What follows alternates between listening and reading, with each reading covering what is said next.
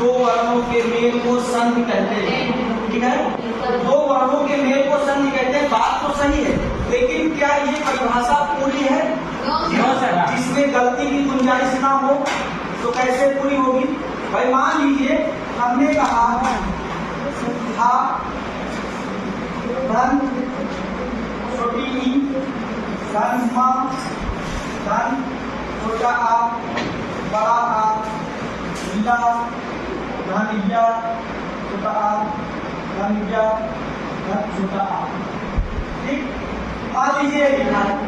अब अगर आप कह रहे हैं कि दो वर्णों के मेल को संधि कहते हैं, चलो ठीक है, मान लीजिए दो वर्णों के मेल को संधि कहते हैं, दो वर्ण को हम मिला दें तो संधि हो जाएगी। तो क्या इसको हम इससे मिला सकते हैं? क्यों नहीं मिला सकते? आप तो कह रहे हैं दो वर्णों के मेल को संधि कहते हैं, क्या हम इसको इससे मिला सकते हैं? तो कौन सा शब्द जोड़ेंगे कि परिभाषा थोड़ा और सही हो जाए? सार्थक। शर्त क्या है कि दोनों अक्षर क्या होने चाहिए, दोनों वर्ण क्या होने चाहिए? पास पास होने चाहिए। समझ में आया? जब तक दोनों वर्ण पास पास नहीं होंगे तब तक हम दूर वाले को नहीं मिला सकते। और संधि कराने का यही नियम है कि जब दो वर्ण एकदम पास पास होते हैं उसी में हम संधि कराते हैं। ठीक है, तो एक शब्द आप परिभाषा में जोड़िए, कौन सा? निकटवर्ती। अब आपकी परिभाषा क्या बन जाएगी?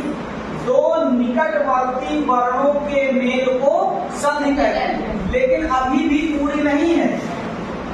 मान लीजिए ये दोनों आस पास हैं, छोटा आ और बड़ा आ, हमने इनको मिला दिया। ठीक है, निकट निकट है, मिला दिया, दो निकटवर्ती वर्ण हो गए।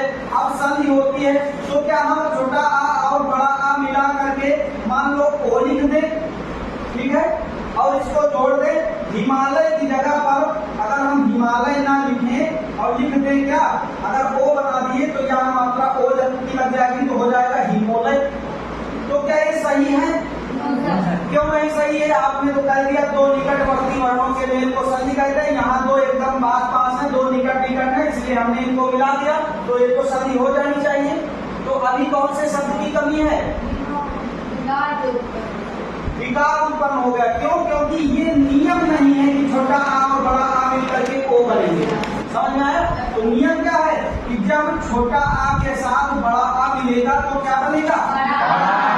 तो यहाँ हमने ओ बना दिया था, इसलिए क्या गलती किया कि नियम नहीं फॉलो किया। तो अब एक शब्द और जोड़िएगा नियम के आधार पर। तो संधि की परिभाषा का क्या बनाएंगे आप? नई वाली, जब दो निकटवर्ती वर्ण आपस में किसी विशेष नियम के आधार पर मिलते हैं तो इस मेल को या इस परिवर्तन को ही हम क्या कहते हैं? समझ में आया? अब आप बड़ी क्लास में पहुंच गए हैं, छोटे बच्चों वाली परिभाषा मत बताइए कि दो निकटवर्ती वर्ण को संधि कहते हैं।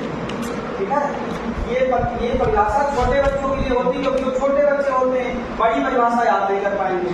तो कक्षा 2, 3, 4 तक ये परिभाषा मिल जाती है कि दो वर्णों के मेल को संधि कहते हैं।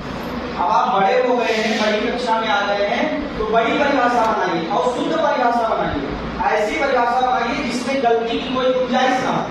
वही समस्या आएगी, कोई पूछे कि दो संधि किसे कहते हैं, आप कह देंगे दो वर्णों के मेल को संधि कहते हैं। तो इसी तरह होता रहेगा कि चलो ठीक है, ये वाला हमने इससे मिला दिया, अब क्या ये संधि होगी? नहीं होगी। क्यों नहीं होगी? क्योंकि ये दूर है।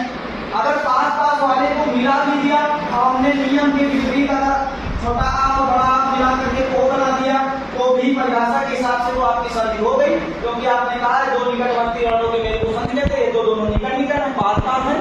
लेकिन फिर संधि क्यों नहीं होगी? क्योंकि ये नियम नहीं है कि छोटा आ के साथ बड़ा आ मिलता है तो ओ बनता है। तो एक शब्द आप और जोड़िए नियम के आधार पर। ठीक है, तो फिर से परिभाषा याद कर लीजिए, जब दो निकटवर्ती वर्ण किसी विशेष नियम के आधार पर आपस में मिलते हैं तो इस मेल को ही हम क्या कहेंगे?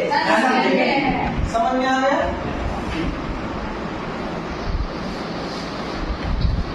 तो आगे